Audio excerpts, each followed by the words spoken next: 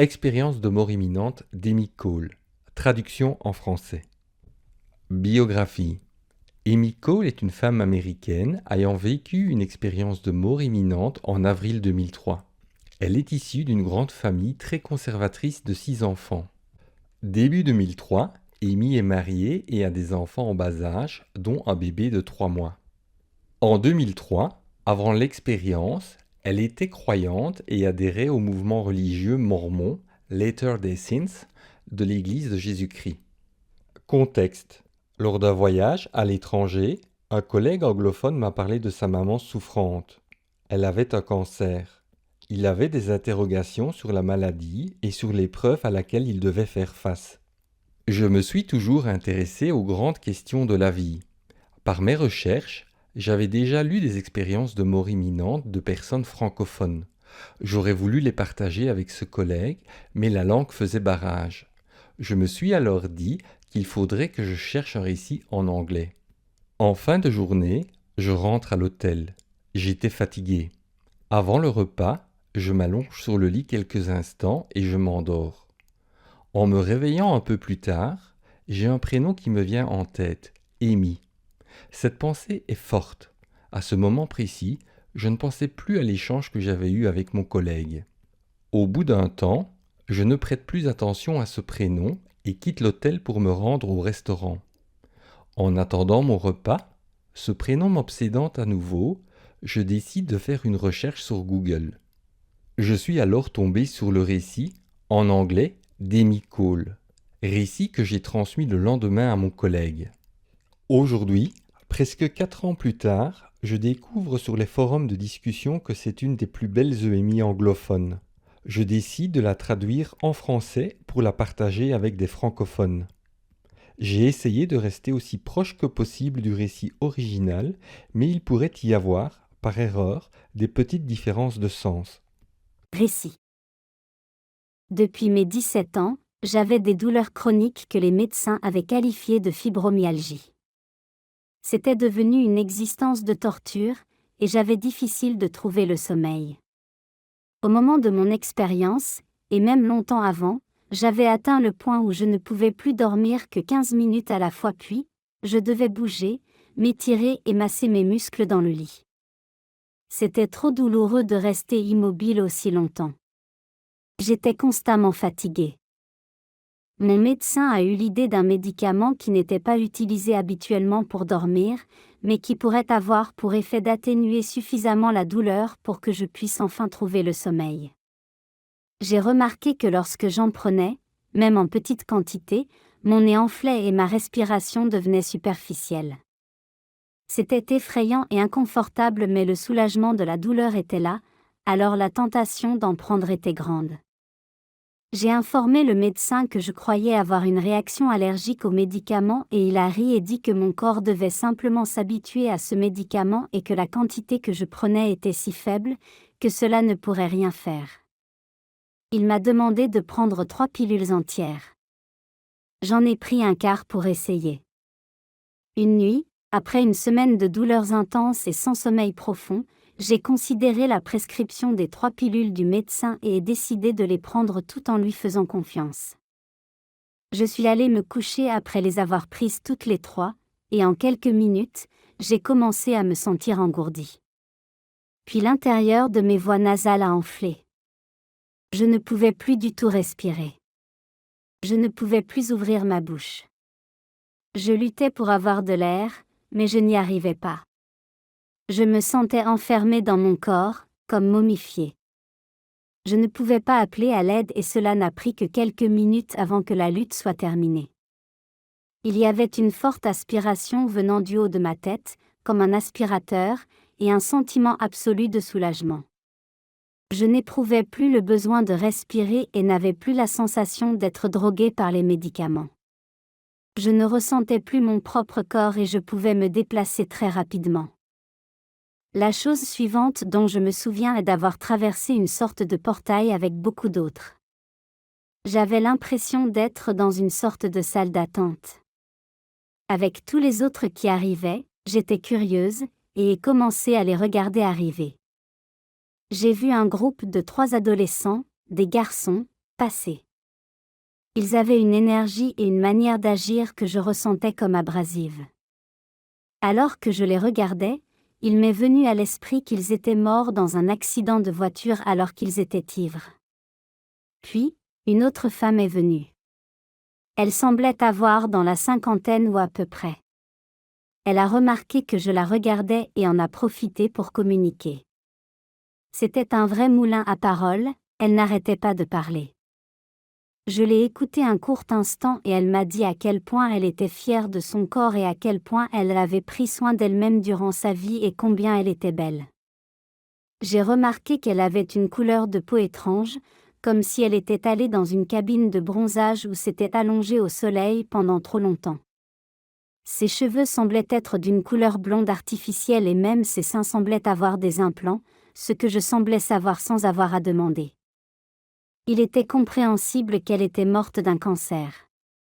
Elle a essayé de me montrer son corps mais cela ne m'intéressait pas, je m'ennuyais et j'ai avancé. Beaucoup d'autres sont passés. Je n'avais pas l'impression que les gens étaient bons ou mauvais. C'étaient juste des gens normaux dans une pièce, tous fidèles à eux-mêmes. Cette pièce ou cette zone ne me semblait pas très lumineuse, et malgré le fait que je recevais, d'une manière ou d'une autre, des informations selon lesquelles ces gens étaient morts, je n'avais pas complètement accepté cela parce que tout semblait si réel et naturel, si vivant. Rien de choquant ou d'étrange. J'étais très curieuse de savoir de quoi il s'agissait. Il y avait une jeune femme qui s'est approchée de moi. Elle avait de beaux yeux, presque des yeux tout verts, et le plus beau des dégradés de cheveux roux. Elle a commencé à me parler d'elle. Elle m'a dit qu'elle était morte avec un sentiment de noyade. Et pourtant, je n'étais pas certaine qu'elle s'était réellement noyée. Alors qu'elle m'a raconté sa mort par télépathie, j'ai en fait ressenti, à un certain niveau, ce qu'elle ressentait. J'ai pu faire personnellement l'expérience de sa propre mémoire. Elle a commencé à me donner des ordres, dites-leur ceci. Dites-leur cela. Etc. Elle me donnait des informations personnelles sur elle-même. Je n'avais aucune idée pourquoi. Mais j'ai poliment écouté. Une chose qu'elle a demandé, c'est qu'elle voulait que je leur dise qu'elle aimait chanter. Elle a donné une représentation de chant rapide et impromptu pour ceux qui étaient dans les alentours immédiats. J'ai pensé que sa voix était belle. J'ai également été impressionnée par la façon dont elle était libre de s'élever et de se déplacer dans l'espace autour d'elle sans toucher le sol pendant qu'elle chantait. C'était comme regarder une danse sous-marine sans eau. Je ne sais pas pourquoi je n'ai pas été plus choquée, ou pourquoi j'ai si bien accepté cela. J'ai aussi remarqué qu'à un certain moment de sa chanson, ses beaux cheveux roux semblaient s'allonger. J'ai trouvé intéressant qu'elle puisse choisir d'avoir les cheveux plus longs à volonté. Cette jeune femme m'a aussi raconté comment elle avait regretté de ne pas s'être accrochée, combien il aurait été préférable de rester, de régler ses problèmes et de continuer à apprendre. Mais elle m'a aussi dit, dis-leur à quel point je me sens libre maintenant. Je dois faire une pause et préciser que chaque mot que j'offre sur les communications de mon expérience de mort imminente est venu sans mots verbaux réels. Il y avait très peu de mots techniquement précis. Ce que je transmets, c'est ce qui m'est venu par le biais de communication télépathique. Je n'ai jamais eu l'impression d'entendre quoi que ce soit d'auditif. Les gens se regardaient simplement, et souvent même avec quelques mouvements de la bouche, mais les messages arrivaient si rapidement, sans aucun effort, et de l'intérieur plutôt que de l'extérieur de soi.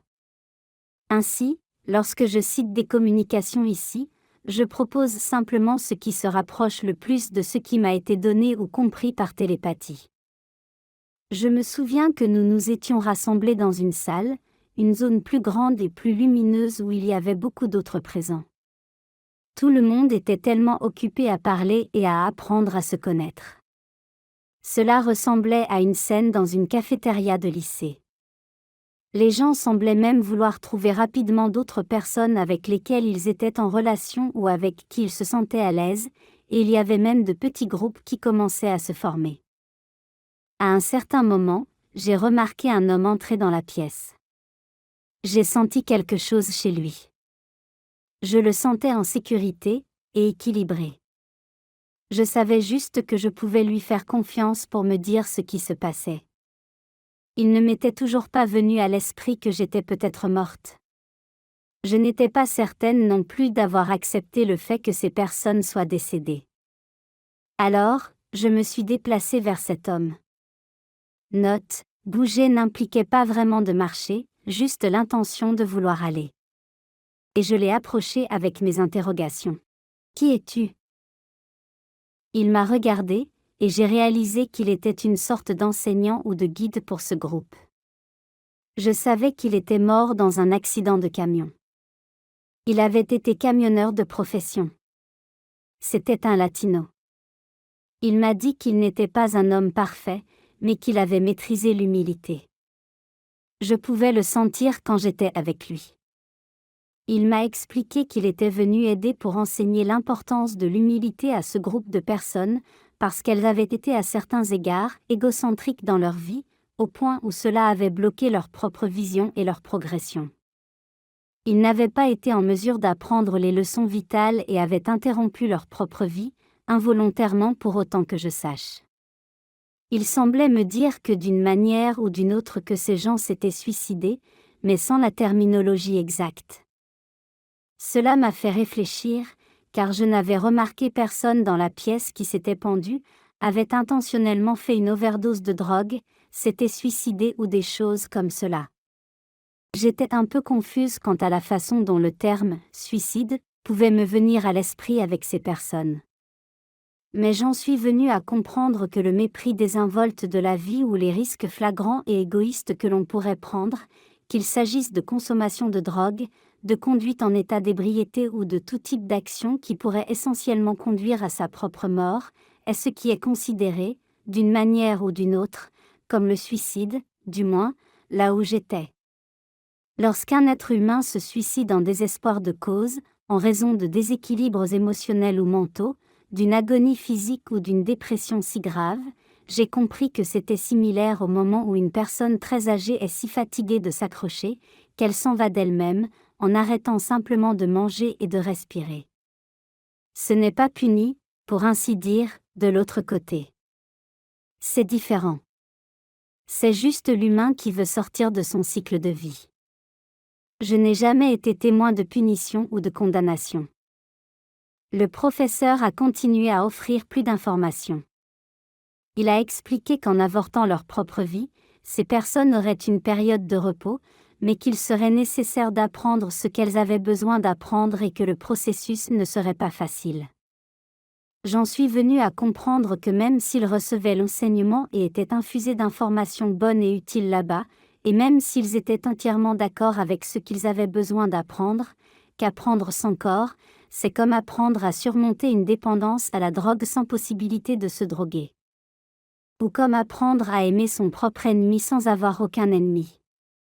Il a expliqué qu'il avait besoin d'enseigner à ce groupe de personnes à quel point il est vital de se dépasser. Comment perdre leur obsession ou leur fixation sur eux-mêmes. Comment ils stagneront sans aucun progrès s'ils ne peuvent pas se détacher d'eux-mêmes. Il secoua la tête, souriant légèrement, et laissa entendre qu'il y avait encore très peu de choses avec lesquelles il pouvait les aider sans leur corps.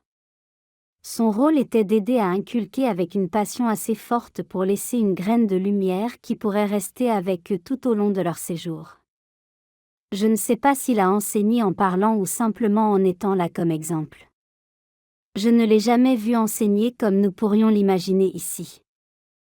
Je sais que le simple fait d'être en sa présence m'a aidé à me connecter avec ce qu'il était.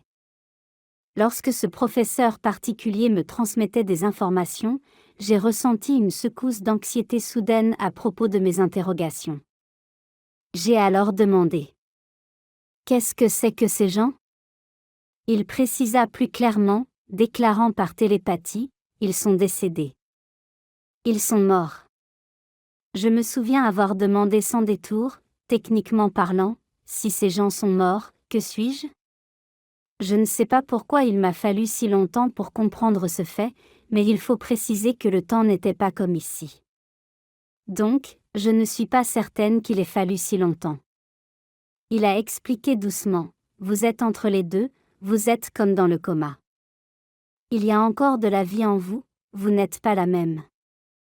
J'ai commencé à monter. Je voulais sortir de là.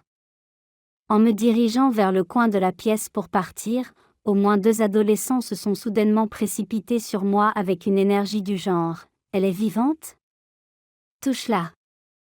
Ils tendirent la main vers moi en essayant de me ramener vers eux. C'était presque comme s'ils désiraient un contact sexuel ou mon énergie. Cela m'avait encore plus déterminée à partir.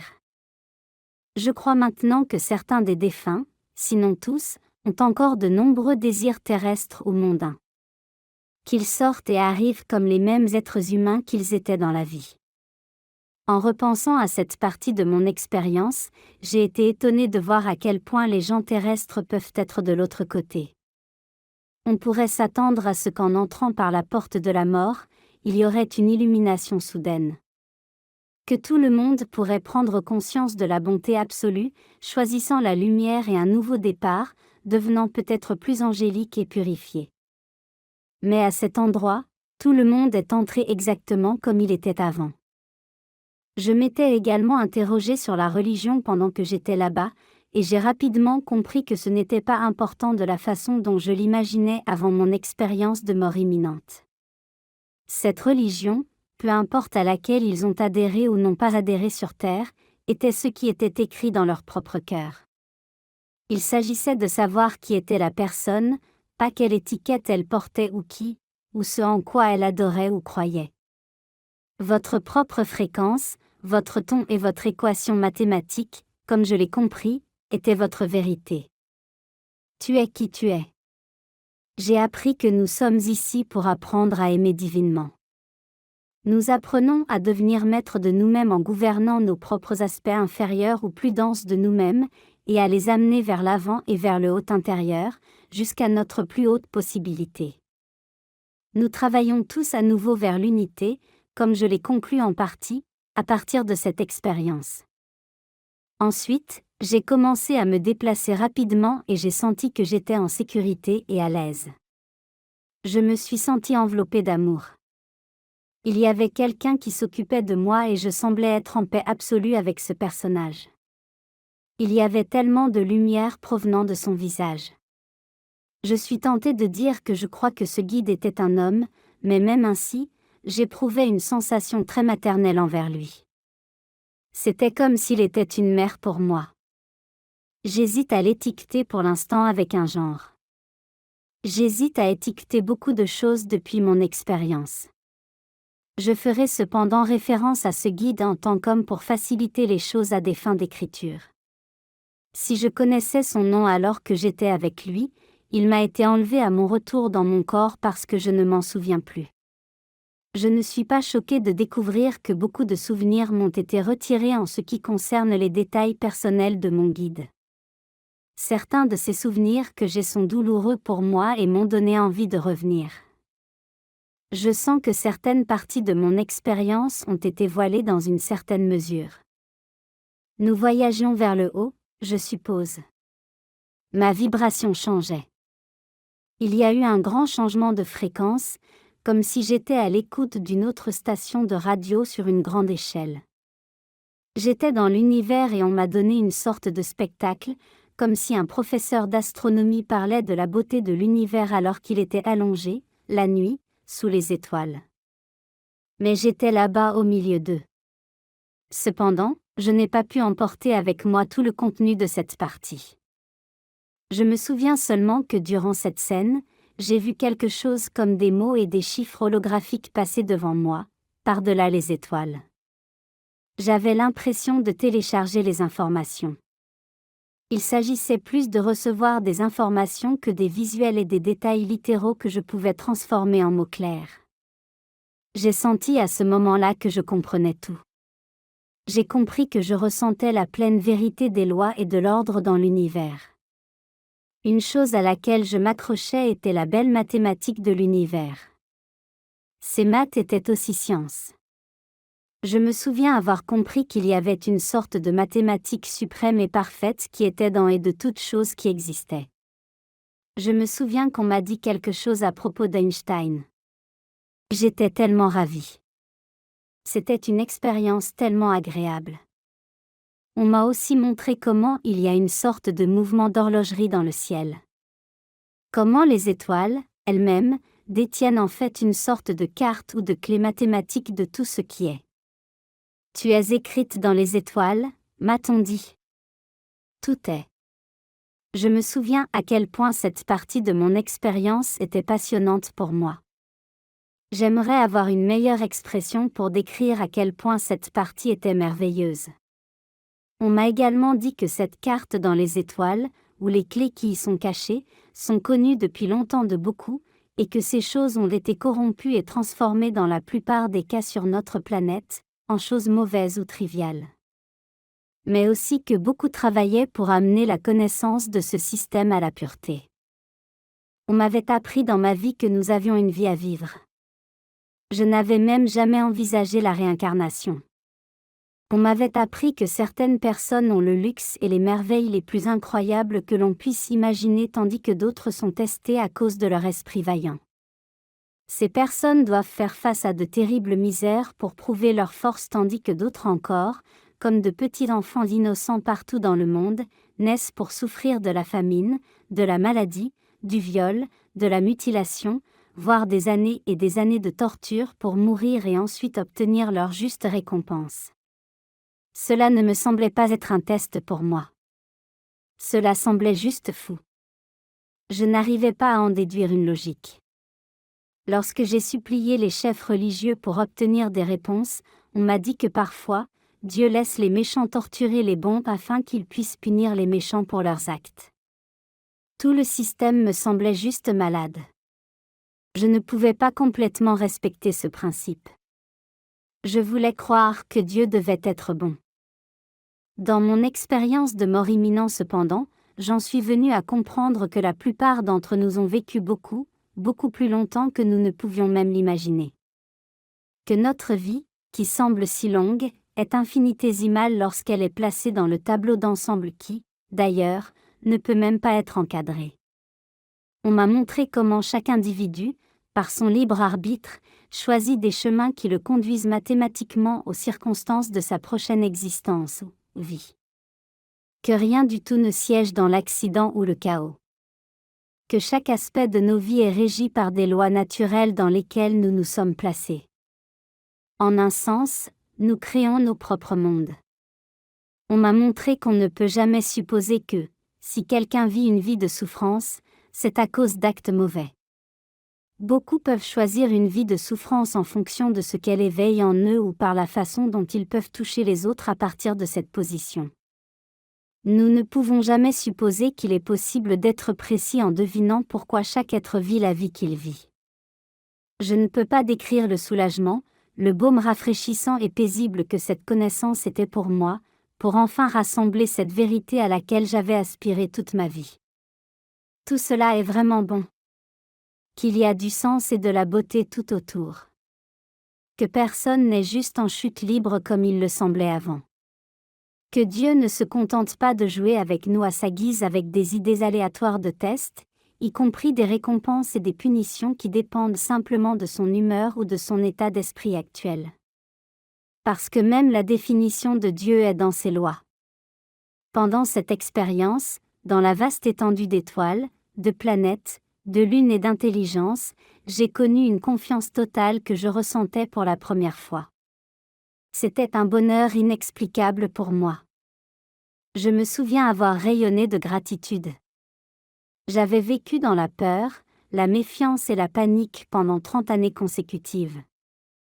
Je veux ajouter que dans ma vie, j'ai toujours eu un blocage mental quand il s'agissait de mathématiques. Même les notions mathématiques les plus simples, à partir du moment où je n'avais que 6 ans, m'étaient difficiles à aborder. Je me fermais dès que des chiffres m'étaient présentés. Ainsi, dans mon expérience, alors qu'on me montrait un éventail tellement gigantesque d'équations mathématiques magnifiques, de faits et de splendeurs numériques visuelles, j'étais ravie de ma propre capacité à tout comprendre à fond. Malheureusement, à mon retour, j'ai été découragée de constater que je ne pouvais pas transmettre ou rapporter avec moi la quantité considérable de connaissances en mathématiques que j'avais si hâte de partager avec les autres. J'étais, dans mon expérience de mort imminente, bien amoureuse des chiffres. C'était un bond en avant. J'ai également été amenée devant ce qui semblait être une image vivante de notre planète. Pendant que je la regardais, j'ai vu un mot au-dessus. Je crois que c'était « Novata ». Puis la planète entière sembla s'ouvrir, comme une paupière qui s'éveille lentement à l'aube. Cela semblait être un œil qui s'ouvrait. Il y avait une belle et douce voix de femme qui prononçait les jours de la semaine dans une langue différente, puis disait « Préparez-vous pour le 7e jour ». À cela, j'ai vu l'image curieuse d'un piano. Il y avait quelque chose de relatif à la musique et les octaves. La chose suivante dont je me souviens est de voyager rapidement sur la Terre. C'était très surréaliste, et en le faisant, il semblait presque qu'on me montrait un film.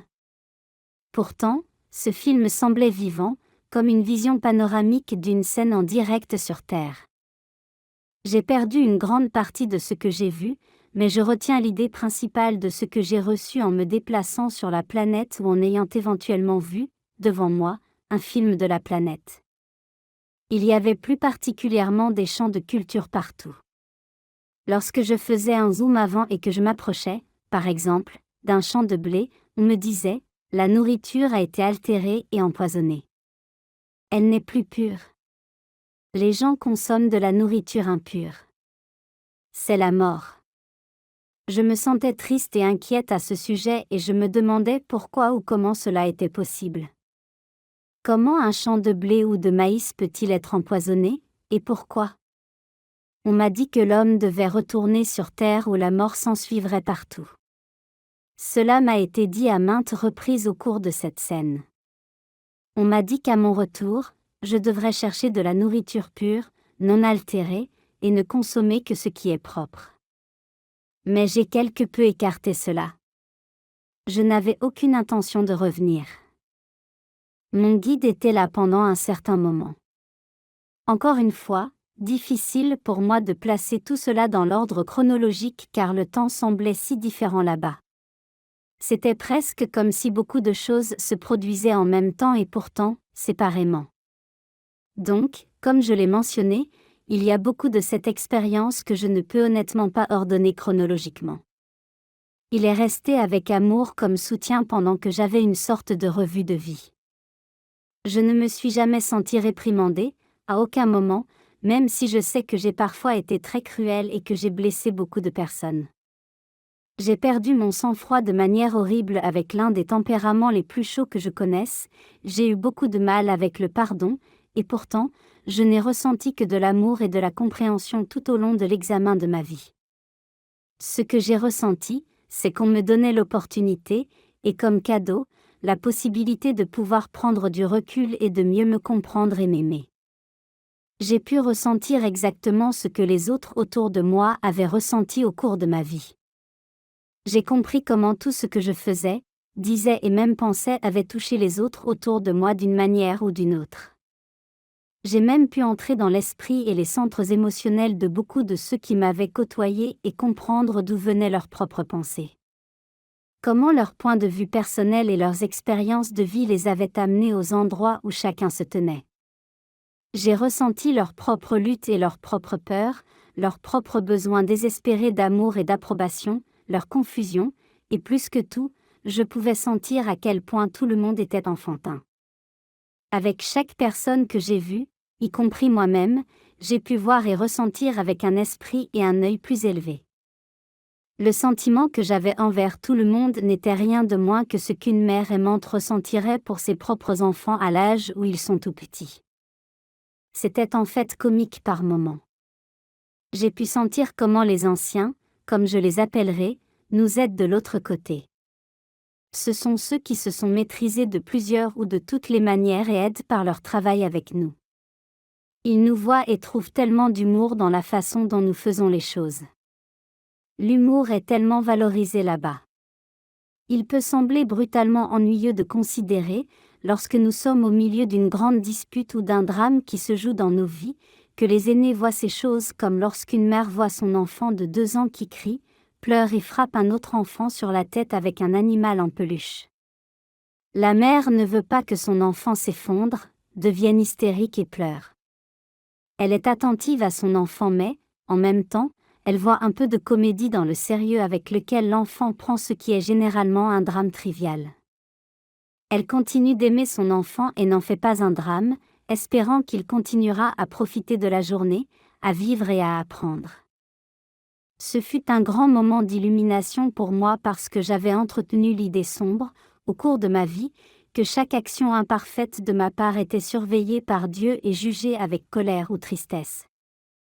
Je me sentais constamment coupable de mes erreurs et j'appréhendais d'être surveillée avec des yeux sévères. Que j'étais parfois décevante pour Dieu ou les anges.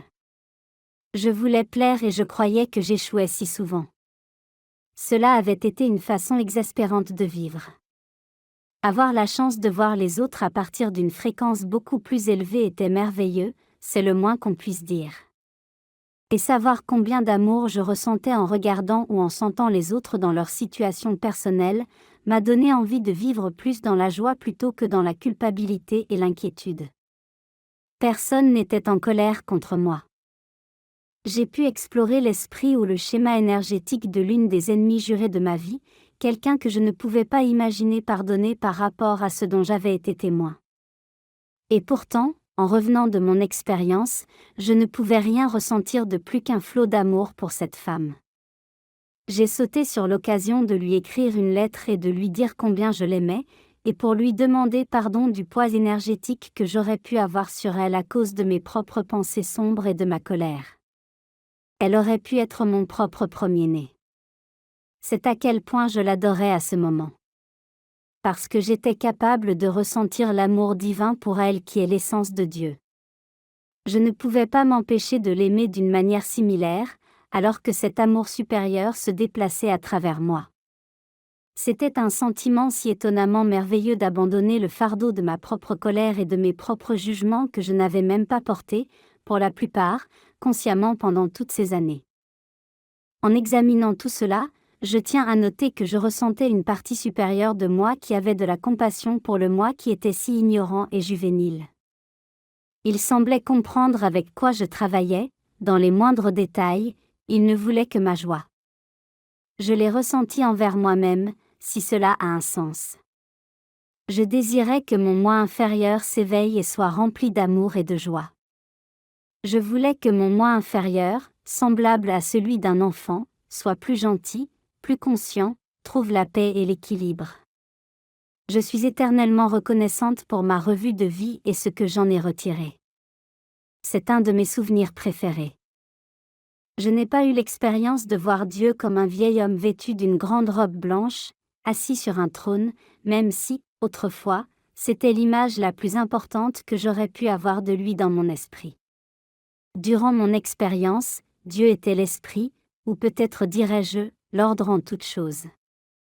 Dieu se sentait comme la vibration et la fréquence suprême la plus élevée, qui ressemblait plus à une essence qu'à un vieil homme. Mais je sentais toujours Dieu comme ineffable. Dieu était tout autour et en tout. Dieu ne me semblait plus masculin. Je n'ai pas senti de genre, s'il y en avait un. L'idée de cela semblait juste idiote de l'autre côté. Dieu était juste tout ce qui est beau, paisible, unité et tout ce qui est bon. Même utiliser le nom de Dieu pour ce que j'ai vécu semble inapproprié. Dieu est bien plus que ce que l'on peut imaginer en le nommant. Et tout était si bon pour moi là-bas. En fait, je suis revenue avec la connaissance que malgré ce qui semblait bon ou mauvais auparavant, devenait uni pour n'être que bon à long terme. Parce que j'avais confiance et que je savais que tout était à sa place, même lorsque les gens prenaient des décisions avec lesquelles je n'étais pas d'accord, je sentais toujours que dans l'image d'ensemble, tout était dans le bon. J'avais cette connaissance qu'il y avait l'essence ou l'étincelle du plus haut, comme je me référerais à Dieu dans tout, dans chaque atome, minéral, végétal, animal, humain et au-delà. Je savais juste que le plus élevé attendait en tout pour se développer, créer, grandir et expérimenter.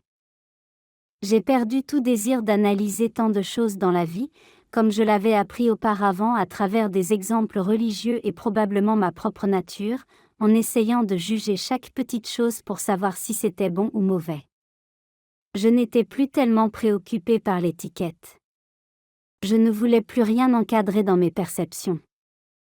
Nous sommes tous conscients, expérimentons la vie et apprenons comment aimer, créer et se développer au plus haut possible. Je savais aller et choisir ce qui me convenait le mieux et faire plus confiance qu'avant. Que lorsque quelque chose me semblait injuste ou déséquilibré, faire ce que je pouvais pour travailler vers l'harmonie, mais ne pas m'inquiéter de ce sur quoi je n'avais aucun contrôle. Je sais que finalement, même sans que nous prenions le contrôle, l'univers est si rempli d'ordre, qu'il trouve toujours un moyen de tout équilibrer, car l'univers ne peut exister sans un équilibre parfait. Comme je l'ai ressenti, il continuera d'exister. Je n'avais jamais réalisé le monstre englobant la misère de ma façon de penser et que la dualité était dans ma vie jusqu'à mon expérience. Si quelqu'un s'était approché de moi avant mon expérience et m'avait demandé si ma façon de penser dans la dualité était fatigante et misérable, j'aurais été complètement confuse et incapable d'être en accord avec la déclaration ou même de lui donner un sens.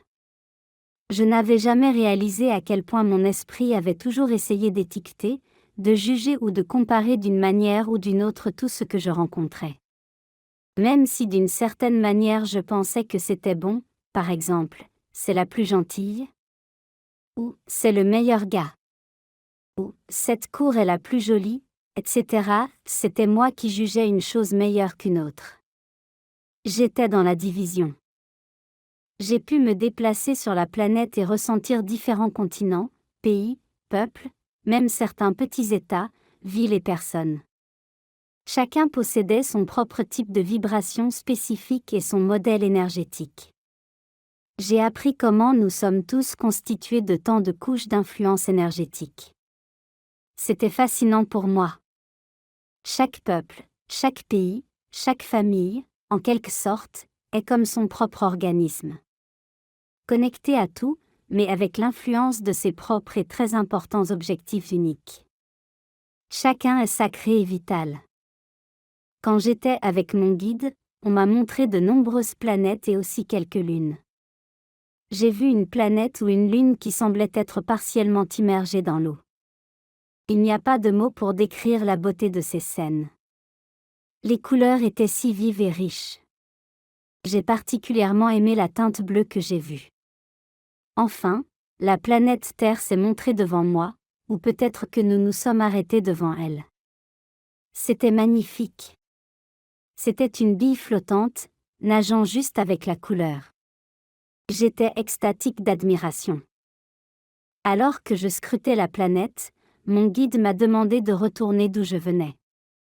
Pour repartir, je me suis tournée vers lui et j'ai ressenti quelque chose que je ne peux pas exprimer avec des mots. Quand j'ai perçu son intention de me faire repartir, il m'a semblé que ma propre mère parfaite allait se retourner et me laisser, comme un enfant en bas âge, au milieu d'un pays étranger et m'abandonner. C'était tellement inattendu. Il semblait que quelque chose se déchirait en deux à l'intérieur de moi. Comme un rideau, instantanément déchiqueté. En fait, je me suis sentie me soulever et tomber en avant pour m'effondrer. La douleur émotionnelle était si profonde que je pouvais à peine crier. C'est alors que le cri a implosé en moi et j'ai senti que je me fracturais, comme des éclats de verre sur le sol. Je me suis sentie gémir sans rien faire. Je me suis vidée comme un nuage rempli de pluie qui ne pouvait plus retenir son humidité en laissant dévaler une cascade. J'ai pleuré comme je ne l'avais jamais fait auparavant. C'était littéralement comme si chaque organe et cellule qui pouvait être en syntonie éclatait d'angoisse. Chaque partie de moi a crié. Télépathiquement, tout ce que je pouvais exprimer était « non ».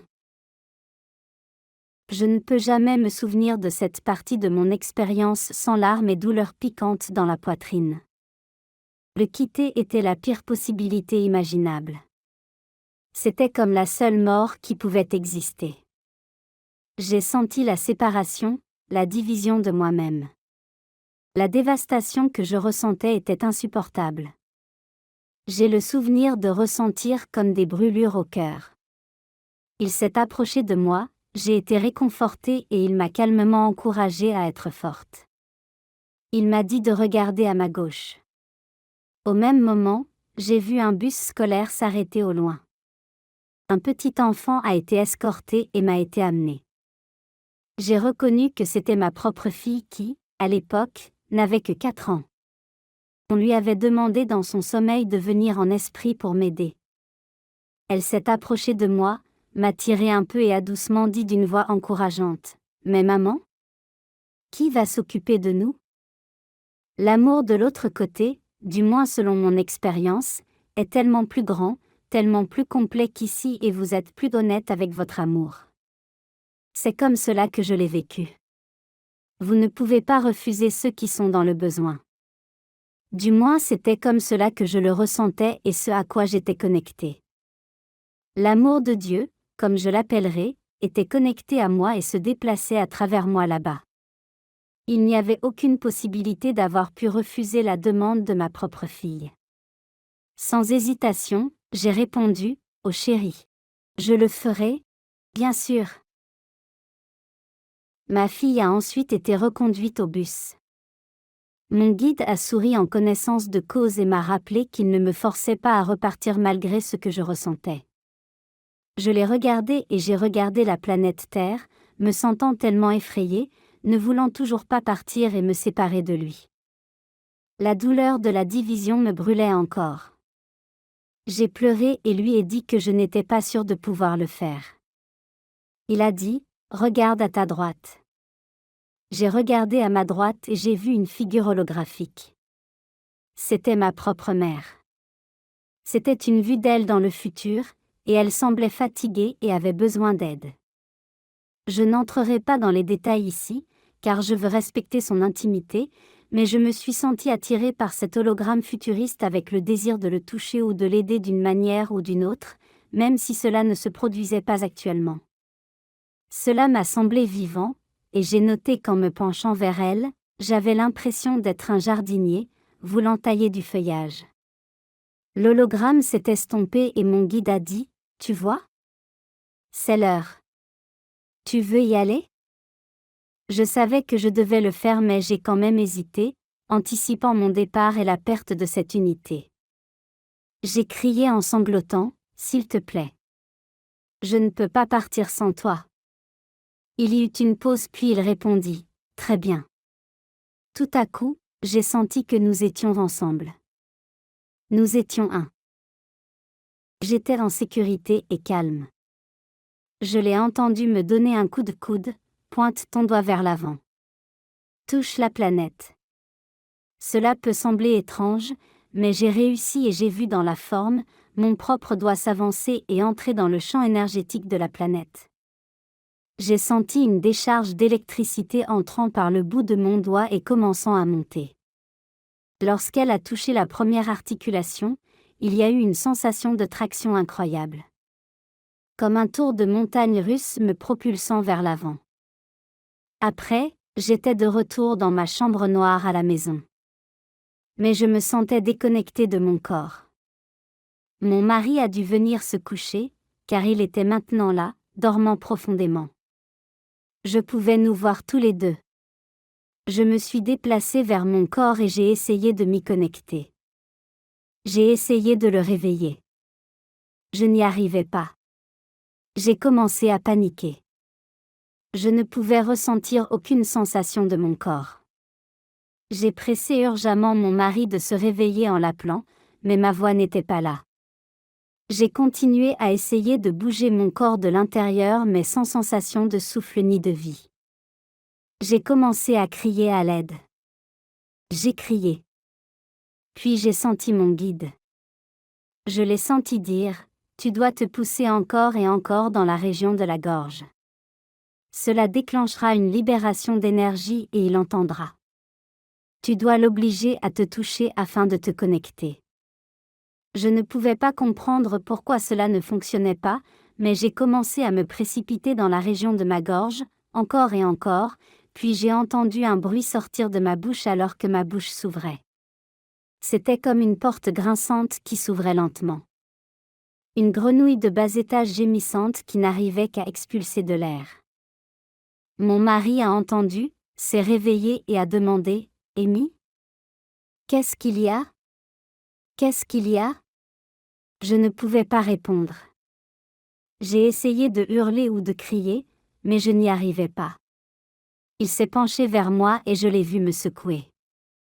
J'ai senti à travers ses mains un niveau d'électricité me traverser, mais j'étais incapable de me connecter ou de bouger. Il s'est levé et a allumé la lumière. Mes yeux étaient toujours fermés mais j'ai vu son regard. Il est soudainement devenu très pâle et sa bouche s'est ouverte. Des perles de sueur se sont formées instantanément à la base de sa chevelure. Il transpirait abondamment. Je n'avais jamais vu un tel regard effrayé sur son visage auparavant. Il m'a attrapé et a tiré mon corps vers lui, essayant de me lever en criant « Amy ! Amy ! Amy !» Encore et encore, il essayait de vérifier mon pouls. Ma tête est tombée en arrière et il a tiré sur mes paupières pour les ouvrir. Il criait mon nom. Alors qu'il continuait à secouer mon corps, qu'il a décrit plus tard comme étant si lourd, c'était choquant. J'ai senti de l'électricité se déplacer sur toute ma peau. J'ai senti que je me connectais à travers cette électricité. Puis, j'ai senti quelque chose comme un « pop » et j'étais de retour. J'ai pris une longue et profonde inspiration et je suis restée suspendue là, sans pouvoir parler, inspirant et expirant profondément. Après quelques minutes, mon mari m'a demandé « Que dois-je faire ? Dois-je appeler les secours ?» J'ai répondu fermement « Non. Je vais bien. N'appelle personne. J'ai juste besoin de m'asseoir une minute. » Il m'a aidé à aller dans l'autre pièce où je me suis assise sur le canapé et j'ai essayé de lui raconter ce qui s'était passé. Je ne savais pas par où commencer. Il m'a fallu des mois pour lui dire tout ce dont je pouvais me souvenir. Je ne peux toujours pas tout écrire ici parce que les bases de tout ce que j'ai compris me prendraient des semaines à écrire. J'ai aussi continué à avoir des visions, des rêves incroyables et d'autres expériences qui comprenaient des enseignements personnels et d'autres événements très sacrés. Mais j'essaie de garder ce récit écrit aussi condensé que possible pour le bien du lecteur. Je me sentais parfaitement bien une fois que j'étais revenue dans mon corps. J'ai refusé tout examen médical. J'étais confiante et en paix. Depuis ce moment, tout a changé pour moi. Ma santé est revenue. Je suis de plus en plus forte chaque année. À ma grande surprise, j'ai constaté le lendemain de cet événement que je me sentais bien, mais je ne pouvais plus manger de viande du tout. Je n'en avais pas non plus le désir. Depuis lors, je suis végétarienne. Je mange beaucoup d'aliments biologiques crus. Je ne mange rien qui contienne des ingrédients chimiques, et je garde une grande partie de ma nourriture très pure. Mes enfants et mon mari mangent aussi de cette façon. Nous nous sentons tous très bien. Je ne pouvais plus continuer avec la religion dans laquelle j'avais grandi. Il ne m'a pas été facile de m'en éloigner, mais je ne pouvais pas rester et maintenir ma vérité et mon intégrité personnelle. Et pourtant, j'ai de la gratitude pour avoir grandi avec la religion et je suis convaincue qu'elle m'a été utile. Je suis également en paix avec les choix et les besoins religieux des autres. J'ai découvert que j'avais moins de désirs. Dès la première semaine après mon expérience, je faisais le ménage chez moi, je voulais me débarrasser de beaucoup de choses, de beaucoup de décorations, de CD de musique que je ne trouvais pas en harmonie avec la vibration que je désirais. J'ai perdu le désir de faire autant du shopping par rapport à avant. J'ai eu quelques belles semaines après mon retour pendant lesquelles je pouvais voir la lumière dans et autour de tout. Je pouvais également voir dans le royaume qui nous entoure. Je pouvais voir et sentir les vibrations de tout ce qui m'entourait. Tous mes sens étaient beaucoup plus forts, trop forts même. J'ai trouvé beaucoup de choses intéressantes et instructives et d'autres un peu effrayantes et dérangeantes. Alors, après un certain temps, j'ai demandé à ces visions de s'arrêter et de me laisser revenir à l'essentiel, pour ainsi dire. Les choses sont revenues presque à la normale. J'ai continué à avoir la capacité d'atteindre mon guide dans une certaine mesure. J'ai tout de suite commencé à méditer et à me connecter à lui. Mes prières sont devenues des occasions de me connecter, de ressentir et de recevoir plutôt que de plaider, de m'inquiéter et de demander pardon. Lorsque je prie pour les autres, j'ai l'intention de me connecter et ensuite d'essayer calmement et paisiblement d'offrir une vision de l'intention dans l'amour et les bénédictions, en faisant confiance à la volonté la plus élevée. Jésus, qui avait toujours été mon exemple, a continué à l'être pour moi, mais je me suis moins préoccupé des détails techniques de son histoire et de la véracité de certains détails, et j'ai adopté l'enseignement fondamental qui devait être son cadeau. Faites aux autres ce que vous voudriez qu'ils vous fassent. Qu'il soit réel ou mythique n'était pas la question, je savais que cela n'avait pas d'importance. Le principe semblait être la clé. J'avais également compris d'autres choses sur la voie du Christ originel, qui a fini par être tellement corrompue dans la religion, et j'ai essayé de m'en tenir à ce que je considère comme la pureté originelle, qui me semblait tellement plus simple que ce que je considère comme toutes les interjections humaines. J'ai ouvert ma révérence et mon respect à tous ceux qui étaient ou sont un exemple de cet enseignement fondamental, la règle d'or.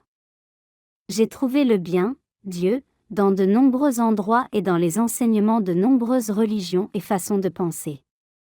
Même dans l'athéisme, si un homme croyait en ce principe, je reconnaissais Dieu en lui dans tous les cas. Quelques jours plus tard, juste après mon expérience de mort imminente, je suis tombée sur une femme qui était consolée par de nombreuses autres personnes. Lorsque tout le monde s'est dispersé, je lui ai demandé ce qui se passait et elle m'a dit qu'elle venait d'apprendre que sa fille était morte. Elle ne savait pas pourquoi ni comment elle était morte. J'ai demandé à voir une photo de sa fille, ayant le fort sentiment intuitif que j'avais rencontré sa fille de l'autre côté. Je lui ai demandé, en privé, de me parler et d'apporter une photo de sa fille.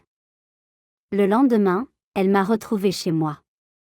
Elle avait une photo en noir et blanc de sa fille, mais je l'ai tout de suite reconnue.